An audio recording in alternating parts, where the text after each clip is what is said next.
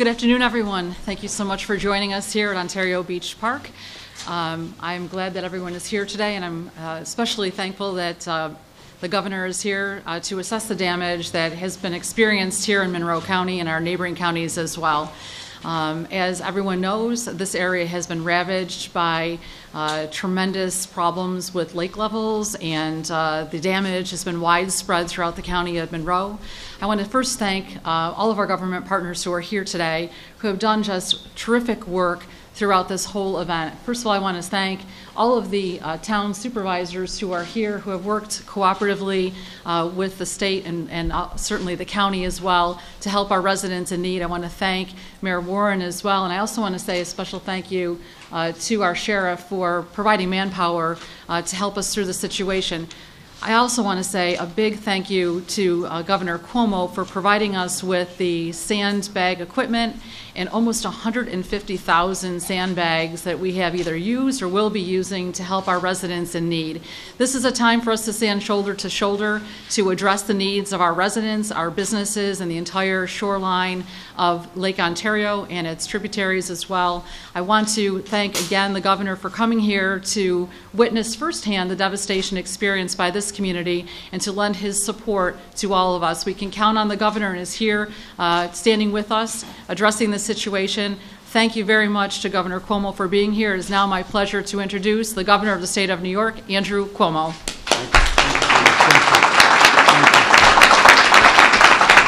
Thank you. Thank you. It's once again my pleasure to be with the county executive and the mayor. And I do applaud them both for their handling of this situation. Let's give them a round of applause.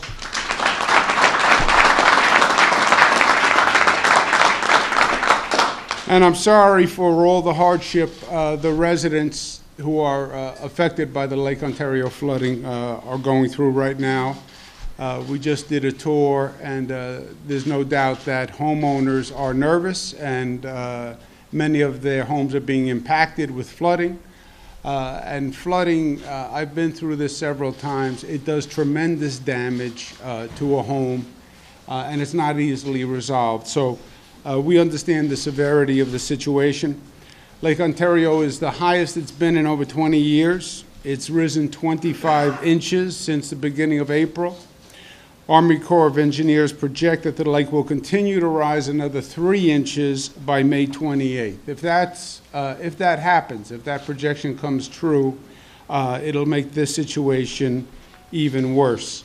In a situation like this, preparation is key, and getting ahead of the situation is key. Once the damage occurs, then you're playing cleanup. So the best course is to get ahead of it and to be prepared. Several steps we're going to take. I'm appointing today a Lake Ontario response team that consists of the National Guard, Department of Homeland Security, DEC, Department of Environmental Conservation, Office of General Services, and the State Police. They will work with the city and the county in coordinating all response. The state police will be part of that task force. We'll invite the sheriff's office to be part of that task force.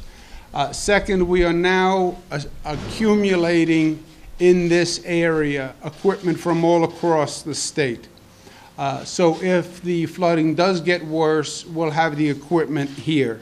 The equipment that we're accumulating consists of towers, hoses, barriers, generators, pumping equipment, high axle vehicles, Zodiac boats, pumps, which will be all in a regional stockpile, which will be in Monroe, but will be easily accessed, again, if we need it.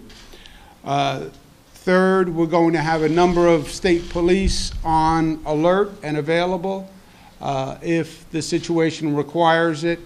We have National Guard people now who are on site, who are working on sandbagging, and the National Guard will have 300 people on call in case we need it, and again, we hope that we don't.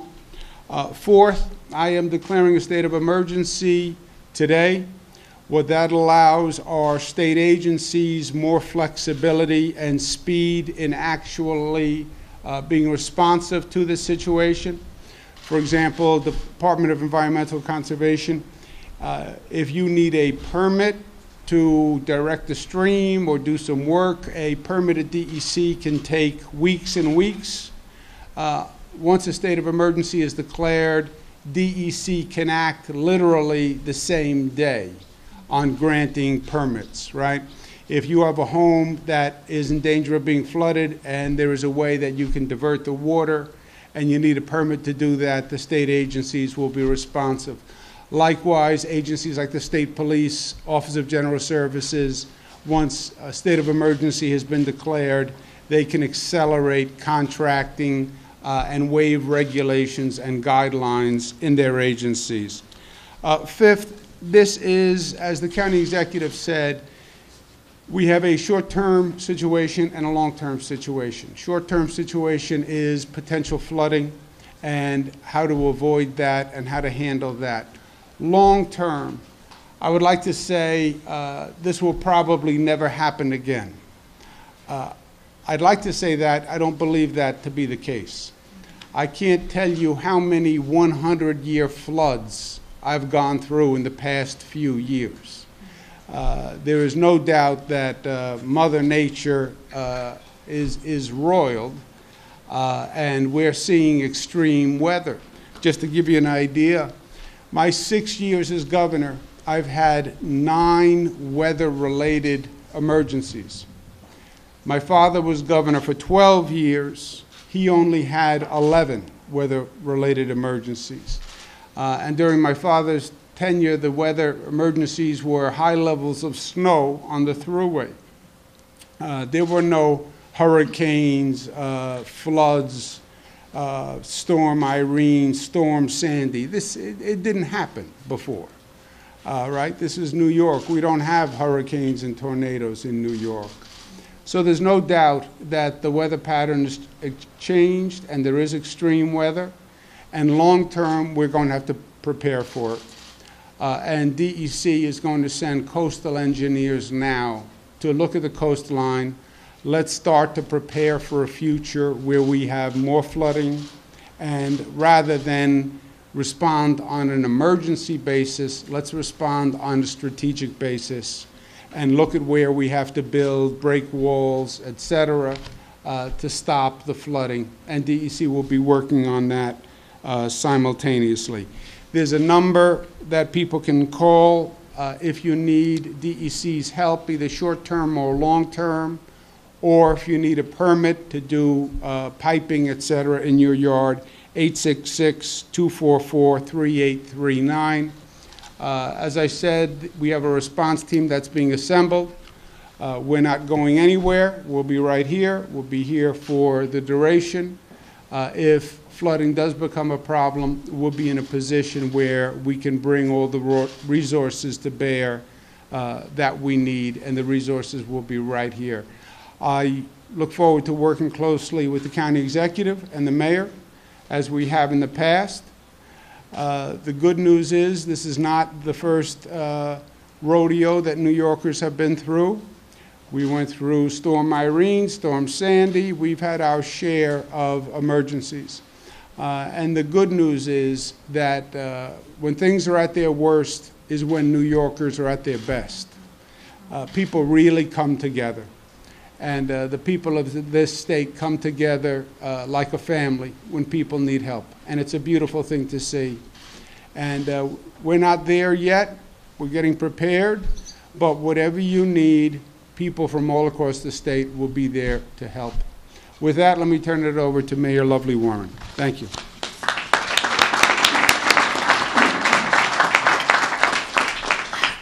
There's not much that I can add to what the governor has already said, but thank you. As you all know, we have many residents and community members that are very concerned. I want to thank the county executive for her leadership, but I also want to make a note of what Governor Cuomo has just stated, that this is not an incident that we think is going to be the last one. You know, this year we went through a major windstorm and then a major snowstorm, and now we have these lake levels that are rising at rapid rates. And I am thankful that we have a governor that has come to Rochester time and time again to not only give us the resources, but to give us the support and give us the manpower that we need to be able to help our residents here. I'm grateful for the partnership that I have with the county executive and her leadership on helping us with our residents here in the county, as well as the city of Rochester. We are going to do everything to work in partnership with the state and the county to make sure that our residents get the resources and the support that they need.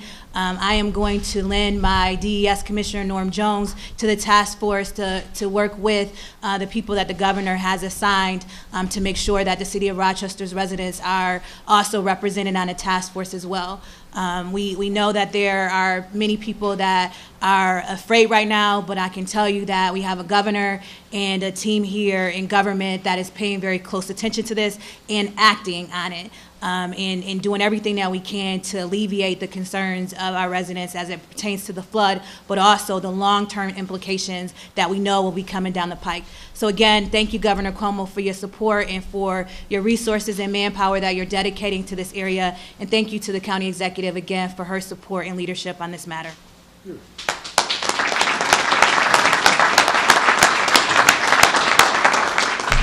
In the spirit of partnership, we'll take any questions. I'll take the easy ones, and the hard ones I'll refer to the county executive and the mayor. Please. Obviously, the big elephant in the room is if you've traveled up and down this area and spoken with people, they point at the IJC as one of the reasons why this lake flooding has happened. Some of the town supervisors, some of the people standing behind you. Have you talked to the IGC? What has your conversation been like with there, and where do you stand on that? Yeah, the position of the IJC, well, let's take a step back for people who aren't familiar with all these acronyms. The question is, could there be a release of water that could actually reduce the potential flooding? The International Joint Commission could order a release, a dam release at the St. Lawrence. Their position is they're against that because this is not a situation just in Lake Ontario. It's all the Great Lakes. It's all the waterways. If they release more water from here, they'll increase flooding somewhere else. So they have turned down that request. I'm appealing that request, and I'm appealing to our federal delegation for help with the IJC. The state of New York doesn't have any representatives on it. It's basically a federal U.S.-Canada commission. So we don't have a voice, but I'm asking the federal officials for assistance because we have asked and they have refused. Governor, many have said that this is a man-made issue. This is a direct result of Plan 2014. Do you believe that is the result of this plan, and did you support that plan? You know, I did not support the plan. I don't know exactly what caused it. Most people would point to the runoff and the rain, but different people have different theories. So I'm more focused, frankly, on preventing damage that might happen from flooding and to see if there's any possibility to get a water release from the IJC. What about the other states around the other provinces? Can they all be put together basically as a one voice saying, can we do something? Well, that's exactly what we're trying to do. The IJC's position, I don't agree with them, but just to relay their position is everybody is in the same boat, so to speak. And if everyone has this high level of water all across the Great Lakes, so there's nowhere to release the water to. Anywhere that we would release the water to is in the same position that we are in. So that's their answer. Does the Lake Ontario response team, will that be able to spread out, say, to our West, Orleans, Niagara counties? Is this something specifically to Monroe, or is this something that can spread? We will have as many resources as we need. We're assembling equipment. We're bringing resources from all across the state now, just in case we need it. As I said before, we've gone through this a few times as a state, and preparation is the key, right? You have to have all the equipment, all the personnel before the fact. Because if there's flooding, if there's a storm, it's too late to bring up personnel from Long Island, you know, and trucks that take 7, 8 hours to get here. So we're assembling everything as we speak. Governor, what did you learn from the response to some of these other disasters that might come into play here? Maybe, obviously, down in New York, down there. Well, look, we've had flooding all across the state at from different storms. As I said, this extreme weather is a real phenomenon. Where we've gotten caught before, frankly, is the state didn't have the sophistication when it came to emergency management. Partially because we didn't have the problems. You know, as I mentioned during my father's tenure, they didn't have a superstorm. There was no such thing as a superstorm, right? So they never went through an Irene and a Sandy and 7 feet of snow in Buffalo. I mean, Buffalo knows how to handle snow, but, you know, 7 feet. I don't know what we did to get Mother Nature that angry that she dropped 7 feet of snow on us. So we have a much more sophisticated, trained staff since then. We have better equipment since then. And the key in a situation like this is pre-positioning. To the extent you can get sandbags up now, which is what we're doing that. To the extent you can have pumps on site that if flooding starts, we're doing that. Boats to rescue people, we're doing that. High axle vehicles that can go through 3 or 4 feet of water. That's a special type of vehicle. We have those vehicles en route. So pre-positioning the equipment and the personnel, and that will do. Just to clarify, you made the request to the IJC and they said no? Yes. And you talked a little bit about how you are concerned that these floods will become a pattern or have become a pattern. So is there anything else that you can do? Is there any other conversations you can have, you know, to sort of try and convince them otherwise? Yeah, well, just to put a finer point on it. The state of New York has requested of the IJC that they do a water release. They have said no.